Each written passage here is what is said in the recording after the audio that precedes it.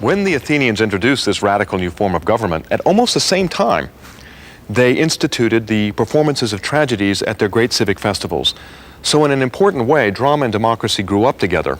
And from our perspective, when we look back on democracy, it seems to me that it would be useful to look back on it through the eyes of what the theater can offer. And then superimpose on those still slides a film of the actress as Athena speaking. So the idea is that this still image, we've seen a whole lot of them through the play, suddenly comes to life, surprising us, I think, in much the same way that the appearance of a god on high would surprise the audience in a Greek tragedy. Camera ready? Camera ready. Sound ready? Ready.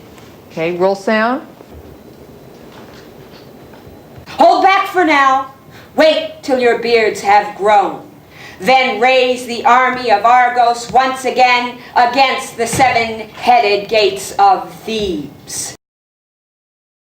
The loss of her husband and the situation with the war and all of the grieving. And she gets her voice, and what does she do with it? Why cling to life and betray the dead? Sunlight and marriage, farewell. I think that she's there to show the audience the costs of war on the survivors, and the inability of some people after a war to ever escape its consequences, even though they've lived through them. For some people, war is so appalling and the consequences so devastating that all they can do is join in that death. They can't resurrect themselves from it. What are democracy's responsibilities to other people that aren't in their city? Do they have any?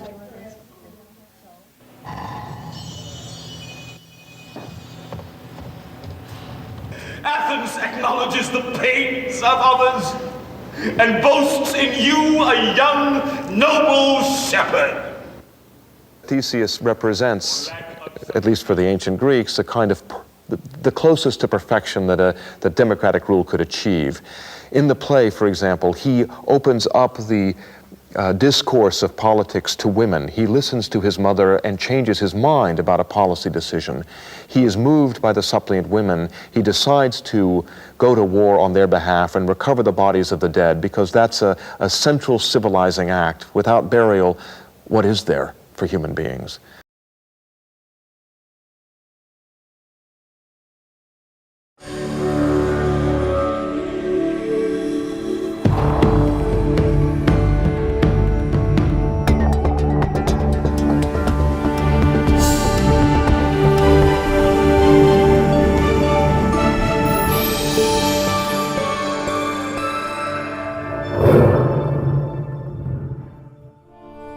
Indian biotechnology innovators are painting a bold new picture of well-being on the country's social canvas. Ensuring that these scientific visionaries achieve the greatest success in their enterprise is now a primary mission of the Department of Biotechnology's flagship programs. For once their bold ideas fructify into affordable commercial products, they will usher in an era of improved food security, quality medical care, energy independence, and environmental sustainability. Their success will also enable Indian biotechnology products to enter global markets and secure the country's future in the emerging bioeconomy.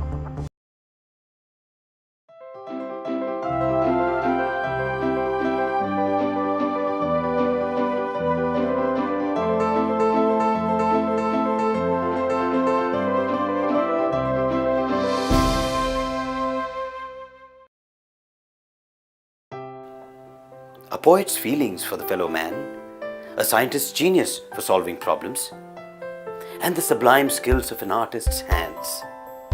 Visualize these in one person, and you understand the essential Apolloite. And on Apolloite's calendar, there is no better occasion to come together and celebrate their collective commitment and enthusiasm for work than the 5th of February, or the Founders' Day. The joyous singing, dancing, emotional speeches, and the shower of clapping and confetti imprint their colors on the lives of all Apolloites. On this day, the art of touching lives becomes an inspiring anthem sung by all.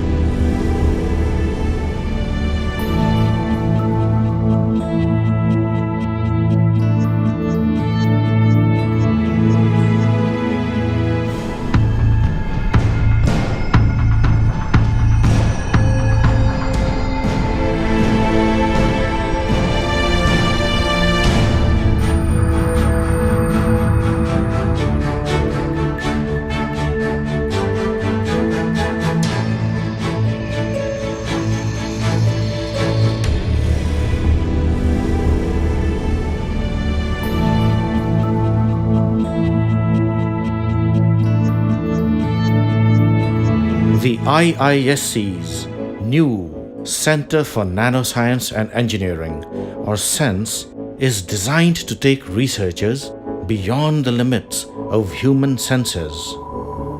Here, the human eye is augmented with electron microscopes that scan nanometer-scale structures, and the fingers that deftly manipulate these structures are composed of beams of laser and electrons.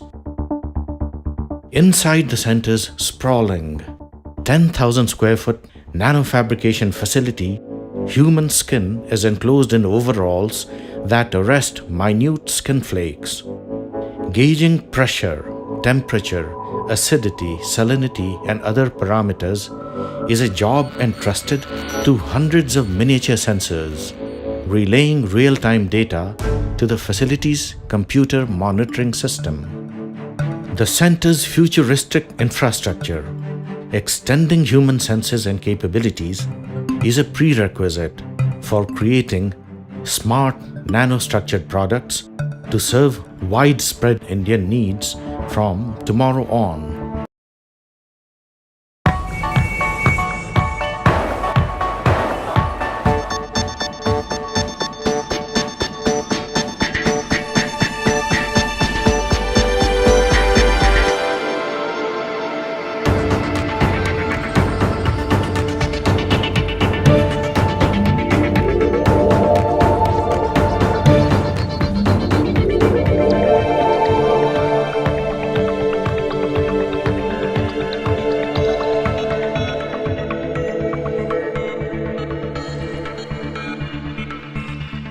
What's the truth about India's urbanization? How important are cities to the people's aspirations and to the country's economic future?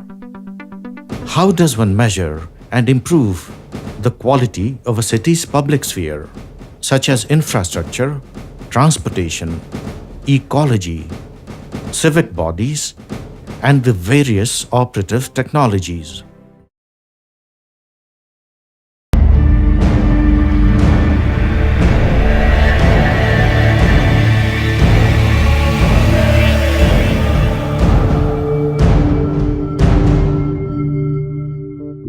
Since the Industrial Revolution, the best places to catch a glimpse of the future have been scientific laboratories, For it is here that the novel products we will use for years to come are conceptualized and first prototyped. Technological products, especially when mass-produced, have benefited humans so greatly that today a nation's progress and future prospect depend upon the strength of its laboratories and industry.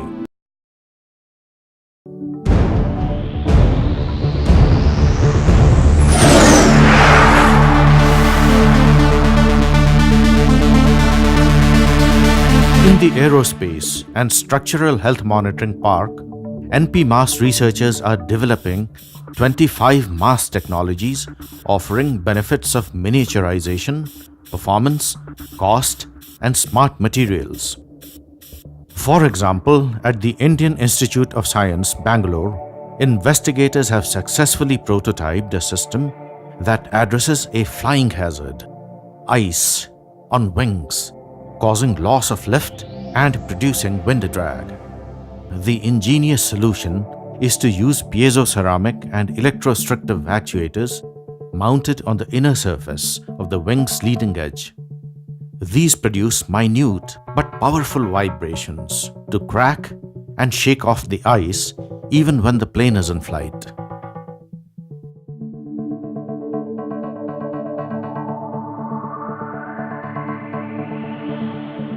Noise levels in the cockpit of India's light combat aircraft can be quite high. To counter this, a NP MAS research team at the National Aerospace Laboratories has developed an active noise control system for the pilot's helmet. Wearing this, even if the din in the cockpit is high, the pilot will hear it at much lower levels.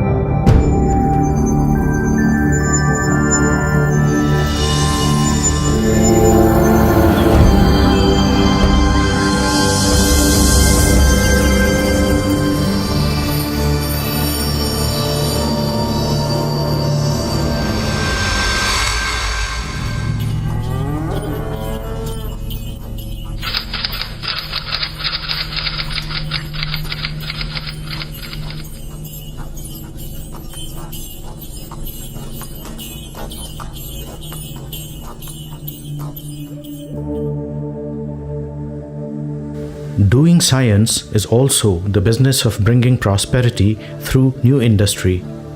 A skeptical Lord Curzon didn't see this in the far-sighted proposal of Jamshedji Tata to set up a research institute to shape the nation's future.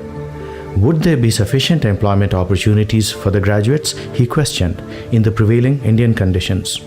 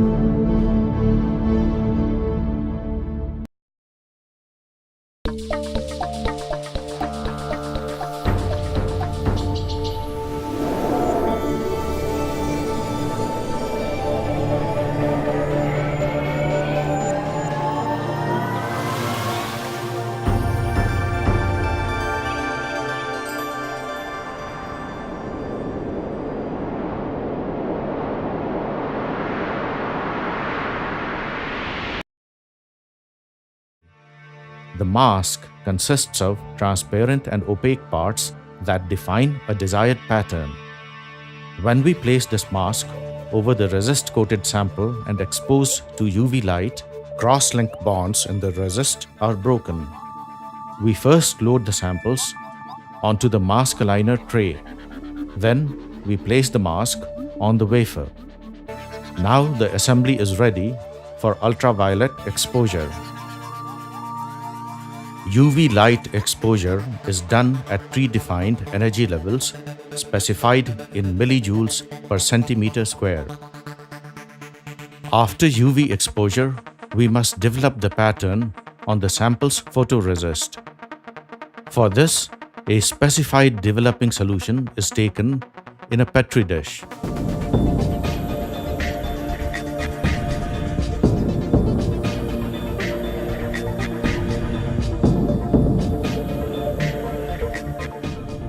The next stage of cantilever fabrication takes place in the dry etch bay.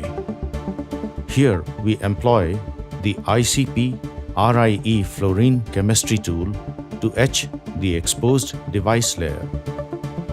These are our samples from photolithography.